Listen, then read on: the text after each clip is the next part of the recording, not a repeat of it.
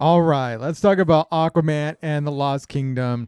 And if there's been any buzz about this movie at all, it's that it was probably not going to be good.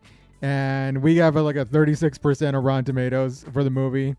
And yeah, a lot of critics are not liking it. And also the embargo. I think like embargo for like the press and like the most of the critics was not like it didn't release until Thursday, the day before the movie. So yeah, that was a bad sign about this movie, with the embargo being like lifted on that day. So yeah, with all that, I would say this movie for me was just okay.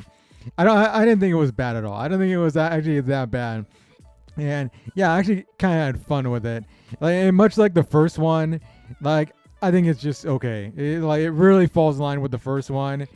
And I think I might even like this more like this movie more than the first one. I don't know if it's better, but I feel like I had more fun with this movie, and I think that's because it's paced better in this, and there's more fun moments in here. And yeah, pacing was better. I think like the first one was definitely longer. The first one I think it was at least close to 2.5 hours long, and there's some slow moments in that first one. And yeah, I didn't really like care for those moments. I don't think they were bad, but yeah, I want like a movie like this that's just okay to keep on moving. I think that's what Aquaman and Lost Kingdom did for the most part. It kept on moving. It was fun, and yeah, it was only 2 hours. It was 2 hours, the normal length for a movie that hits theaters. So yeah, definitely a faster paced movie. And yeah, and one of the things that made it more fun was Jason Momoa and Patrick Wilson teaming up in this movie. Like yeah, they're through like them throughout the movie were like they're fun. I think they had fun chemistry through like the like playing the brothers, of course, Aquaman, Arthur Curry, and Orm, the Ocean Master. He's not doing that in this movie. He's not like I am the Ocean Master. Not any of that cringe shit in this movie, but yeah, he was good. I mean, Patrick Wilson's a really good actor, and yeah, Jason Momoa always fun. Jason Momoa was like always fun to watch in movies. I mean, you see him in anything like Dune or whatever, even like a bad movie. I think yeah, he's bringing a lot of fun to that, and I think what makes their like Jason Momoa and Patrick Wilson, Aquaman and Orm in this movie, like a fun pairing is that you have Jason Momoa who's goofy in this, and then you got Patrick Wilson who is serious, and I think that mixes well, like a fun goofy guy and then a serious guy. I think it really mixes well, and I liked it. And I liked it way better than Aquaman and Mera from the first movie. I think this is just I felt was better.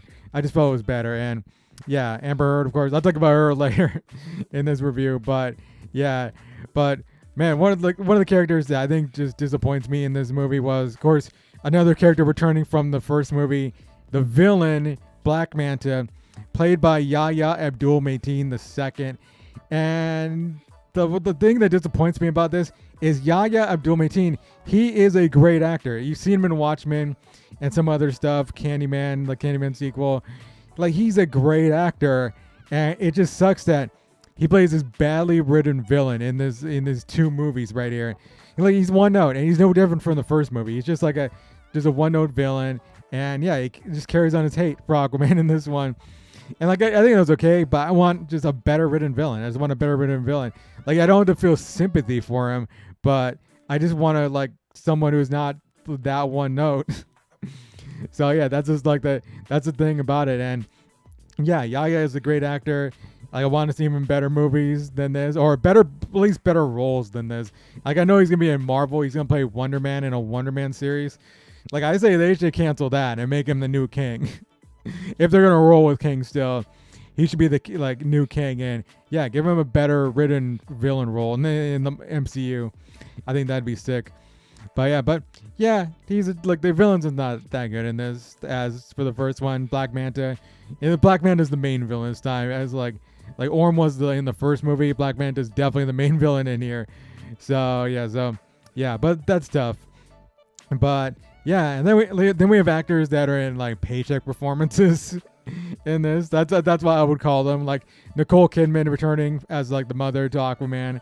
I forgot her real name, but yeah, she's in here a little bit, like in a little bit, like little moments in the movie, and yeah, I mean she's good. Nicole Kidman's always good, and I mean there's not much to her in this. She doesn't have much to do in here. Like, I don't think she even had much to do in the first one because they didn't bring her into like the third act of the the last one. But I feel like she had more of an impact in the first one. Here, not much of one. Yeah, it was just like, yeah, she's there, she's good, whatever. And Amber Heard, of course, who, yeah, only really got about 10 minutes in this movie.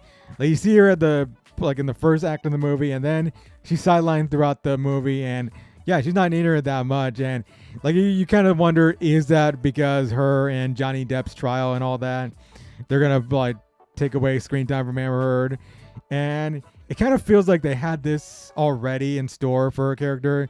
And like James Wan even said that like that made no difference, and it kind of felt like that trial didn't make a difference here. It kind of felt like it was already going to be there, or at least they made it look like it was going to already be there. So if they did, that's a good job for them in the editing or whatever. But yeah, Amber Heard in here, not like, I don't really think she's that good of an actress, but I feel like if I was going to be fair, I think she's passable in here. She's passable. She's all right. She's all right as an actress. I don't know about as a person, but she's all right in here. And yeah, Tamara Morrison, also Boba Fett in here, like as the father. I think he's like, he doesn't have much to do in here either, as opposed to the first one, but it's cool to see him in here. But one person I felt got more screen time in this movie was Dolph Lundgren. Like he wasn't in much of the movie, but I feel like he was in more, and he had more to do in this. So yeah, it's cool to see Dolph Lundgren. Ivan Drago getting more screen time, but yeah, it was cool seeing him. He has some action stuff in this one. So I thought, yeah, it was cool to see. And Randall Park was alright in this also. Like, and Randall Park, he was in the first one. He was in like the very little of the first one. Like on like I think I remember he was like on a newscast, and he's acting like a conspiracy theorist or something like that about Atlantis or something like that. But like here in this movie, he gets a lot more to do. And yeah, he's good. He's good. Like, he's one of those actors that's getting like both the DC and Marvel money. So yeah, that's cool. But yeah, Randall Park, cool scene here. And yeah, and then like the story is very generic. I think the story is just very generic, as I may have hinted. It's just, yeah, it's not much different from like anything you'd usually see from like a comic book superhero movie. And yeah, it's just generic. And I feel like it's much like the Marvels, where it's a fun movie to watch, but there's not really much to it. It's not a movie where I would go out of my way to rewatch it. But if it was on TV somewhere, I'd probably put it on and have it on in the background while I'm doing something. So yeah, it's one of those movies, I guess. And also, it's not anything special when it comes to ending the DCEU. Like, James Gunn wasn't even out there promoting it. Like, he was promoting The Flash, and I don't even think they did a premiere for this. So they're kind of like, yeah, let's just put it out there. But it was still fun. It was still a fun movie, a fun throwaway movie to watch. But yeah, it's not the thing that's gonna end the DCU in a spectacular way. But Jason Momoa is probably going to be in the DCU as a different character, Lobo. So it'll be cool to see him return. So yeah, for this movie, I would give it a 6.5 out of 10. It's all right. Go see it if you want to, but I feel like if you want to wait for it to come to like Max or whatever, yeah, maybe you can wait. So yeah, you can tell me what you thought about Aquaman and Lost Kingdom if you saw it down in the comments below. Did you have fun with it, or did you think this movie stunk? You tell me down below. And yeah, till next time, see y'all later. Rebel out.